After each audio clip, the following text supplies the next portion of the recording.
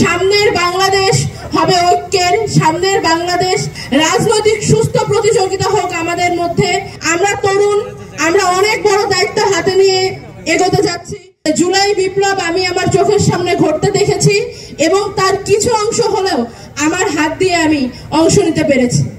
আমি আপনাদের সামনে আজকে দাঁড়িয়ে বেশি কিছু বলতে চাই না। আমি অত্যন্ত আবেগে আপ্লুত হয়ে আছি আজকে এই মহান মুহূর্তে। শুধু এটাই বলতে চাই, সামনের বাংলাদেশ হবে ঐক্যের, সামনের বাংলাদেশ হবে প্রশান্তির, সামনের বাংলাদেশ হবে সুস্থতার।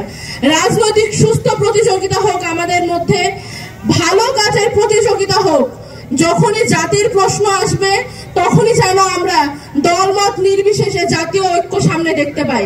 আমি আমার সামনে আপামর জনতার সাথে অনেক প্রবীণ রাজনীতিবিদদের দেখতে পাচ্ছি। আপনাদের সকলের কাছে দোয়া চাই, ভালোবাসা চাই, শুভকামনা চাই।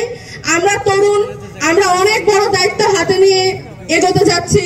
আপনারা আমাদের প্রতি দোয়া রাখবেন, আমাদের শুভকামনা জানাবেন এবং একই সাথে দেশের আপামর জনতার কাছে বলতে চাই, যেই নতুন দায়বদ্ধতা নিয়ে আমরা রাস্তায় নামছি, আপনাদের কাছে আসছি, আমরা আজীবন আমৃত্যু সেই দায়বদ্ধতা পালন করে যাব। সবাই ভালো থাকবেন, সুস্থ থাকবেন। আল্লাহ হাফেজ। ইনকিলাব জিন্দাবাদ।